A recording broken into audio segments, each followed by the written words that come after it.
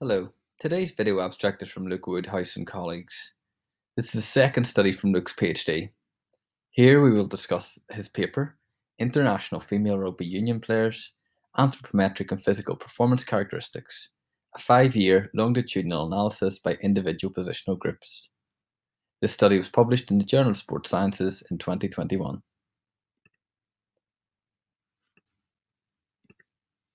The professionalism of rugby union within the male side of the game brought about longitudinal position-specific changes in physical characteristics, such as greater height and body mass, as well as lower fat mass. However, such physical performance determinants have not yet been reported in female rugby union. Professionalism was introduced in female rugby union in 2017, but to date, there is no longitudinal evidence of either the magnitude or type of physical adaptations among elite female players. Furthermore, the absence of longitudinal data spanning the transition from amateur to professional status in elite female players limits our understanding of the impact of professionalism on physical performance characteristics.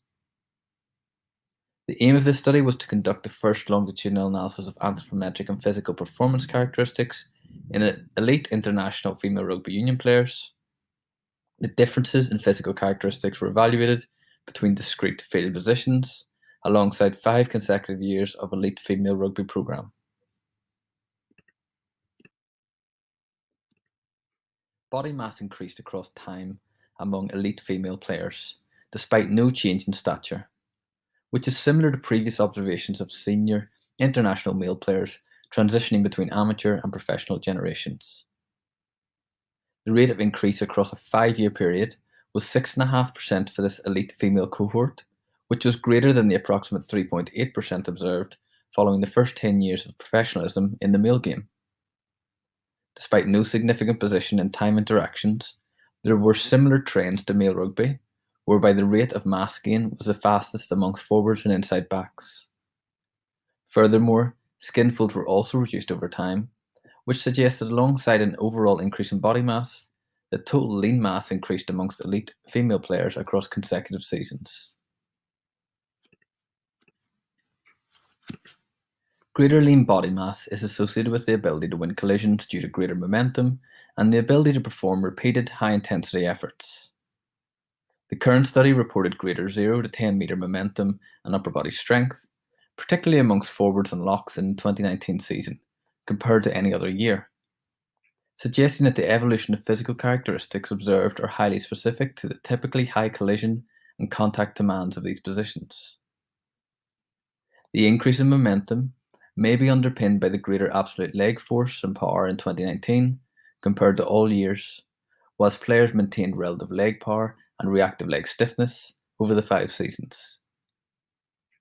Therefore, the increase in body mass was not to the detriment of 40-metre sprint performance and maximal velocity, which remained unchanged. Despite this longitudinal trend in sprint performance, a decline in the initial acceleration, for example 0 to 10 metres, particularly among forwards, locks and inside backs, occurred between the 2017 and 2018 season, but improved in 2019, which may be explained by a greater training emphasis on acceleration development during the 2019 season.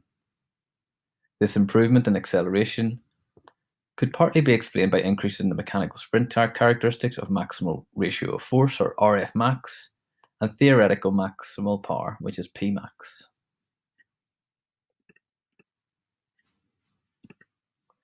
There was a decline in endurance ability of forwards, locks, and inside backs in the final 2 years of testing, which occurred alongside increased mass, strength, and momentum profiles. Such specific longitudinal adaptations may represent more intensive positional demands in static contact and collision events. Furthermore, the magnitude of difference in endurance performance between positions also increased in 2018 and 2019. For example, unlike any other years, in 2019, forwards showed poorer endurance performance in all positions except locks. However, outside backs were superior to all forward positions in this regard. The inside backs had greater endurance than locks in 2016 and 2017, but not in 2018 or 2019. Outside backs' endurance capacity was maintained over the years and was comparable with scrum-halves. The outside backs also had a greater relative leg power acceleration, peak velocity, Pmax and RFmax, as well as lower DRF values compared to all forward positions, highlighting the varied qualities required to perform as an outside back in the modern female international game.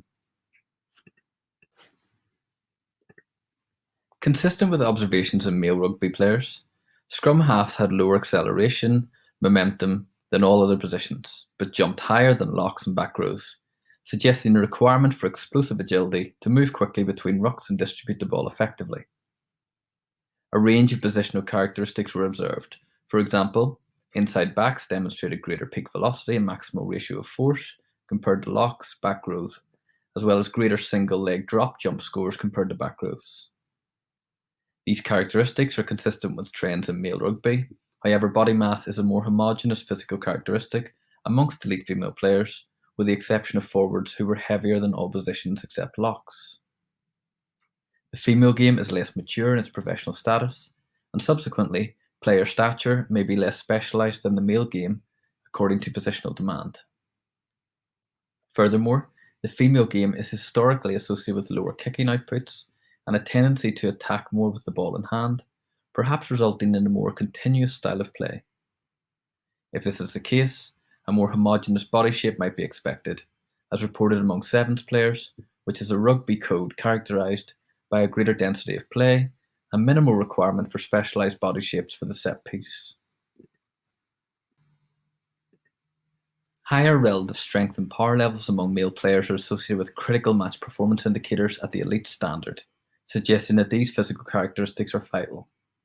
Elite male strength athletes typically have 25% greater relative strength and power outputs than elite females. In this study, it was demonstrated that relative upper body strength amongst elite females was approximately 20% lower than the reported for elite male rugby players, whilst relative lower limb force and power was approximately 15% lower than elite male rugby league players using similar testing methods. The larger sex discrepancy between upper limb capabilities might have been anticipated, since female athletes have a smaller volume of total lean tissue distributed in the upper body compared to males. On this assumption that strength and power characteristics have similar importance among female players, it is suggested that further development of relative upper limb strength and power may provide a good return on training investment.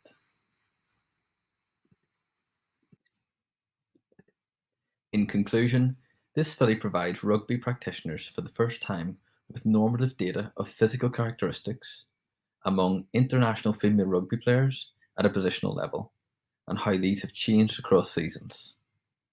Changes in body composition, strength and power occurred across the last 5 years, particularly amongst forward players, while endurance declined for forwards, locks and inside backs. These changes likely underpin the progression in sprint momentum and could be associated with performance during contact events and set piece, and rapid speed and directional changes, which are commonplace in modern female rugby. These findings can be used to develop future normative data on some of the world's most elite female players, provide training guidance for players of different positional groups, and inform physical criteria for talent identification. So thank you for watching, and if you would like further videos on research papers in the areas of strength and conditioning, rehabilitation and sports science, then follow us on our social media channels and please share with others.